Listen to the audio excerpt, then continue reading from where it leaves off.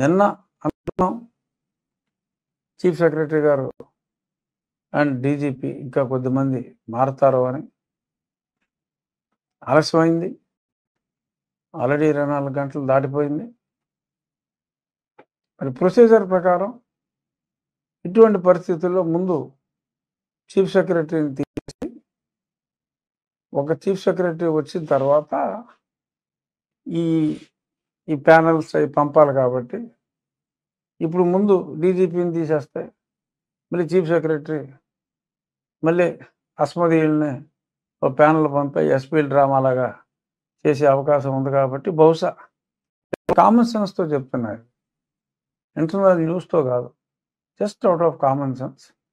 Perhaps అలా సాయంత్రం లోపో రేపో మరి ముందు ఆ చీఫ్ సెక్రటరీని మార్చేస్తే, అంటే మార్చేటువంటి ఆయన ఉద్యోగం ఆయనకు ఉంటుంది, కొన్ని నెలలు రెస్ట్ తీసుకుంటాడు అంతే ఈ అరాచకీయాలకు దూరంగా. అప్పుడు కొత్తగా చీఫ్ సెక్రటరీ వచ్చి ఈ పోలీస్ ఆఫీసర్లని ఇంకో పంపి డీజీపీ గారి స్థానంలోనో మరి ఆంజనేయులు గారి స్థానంలోనో ప్యానల్ని పంపిస్తారనుకుంటా. ఏం జరుగుతుందో ఇదమిద్దంగా మనకు తెలియపోయినప్పటికీ డెఫినెట్గా ఇన్ని కంప్లైంట్లు ఇచ్చినా కూడా మరి ఇంకా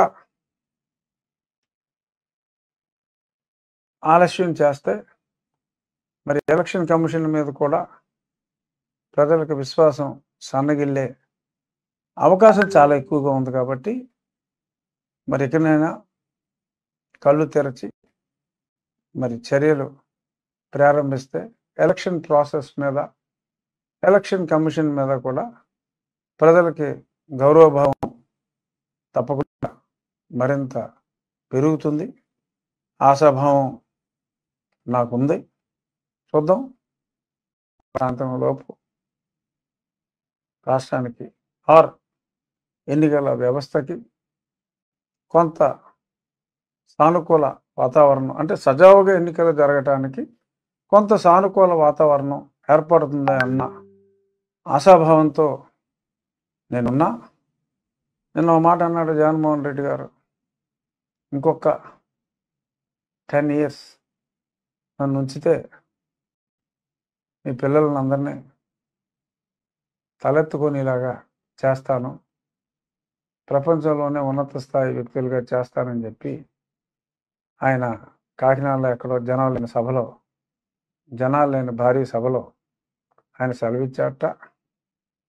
ఒకటి మటుకు ఖాయం, అనుకున్నట్టు మళ్ళీ ఒకవేళ ముఖ్యమంత్రి అయితే, అంటే ఇది హైపోథెటికల్, అయ్యే ప్రసక్తి లేదు, ప్రభంజనం ఉంది. ఒకవేళ చిలిపిగా మనం అతని మాట నిజమైందని అనుకుంటే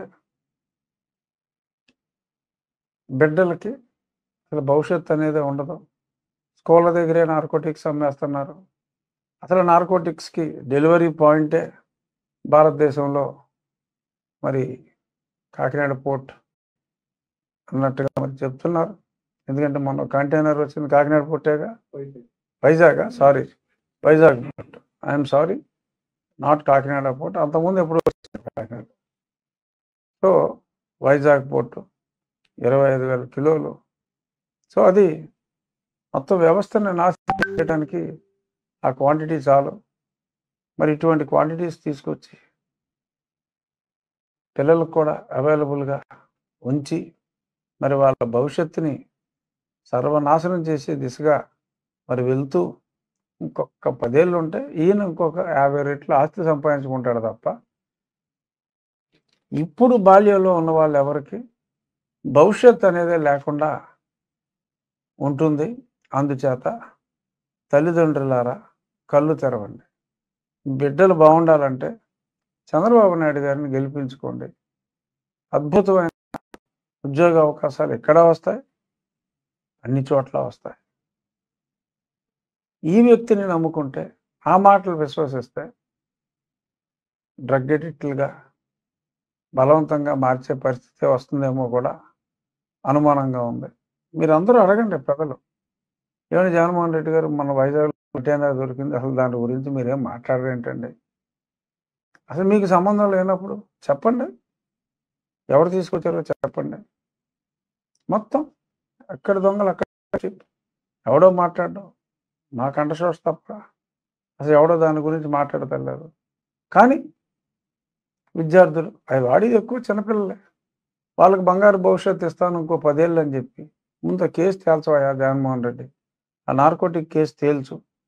ఆ తర్వాత మీరు ఎంత గొప్పగా చేస్తారో, మీకు మళ్ళీ అధికారం ఇస్తే మీరేం చేస్తారో తెలుసు. ఆల్రెడీ ప్రజలకు తెలిసిపోయింది. మీకు అధికారం ఇస్తే ఏం చేస్తారో, జనాన్ని ఎలా చావగొడతారో ప్రజలందరికీ కూడా తెలిసిపోయింది.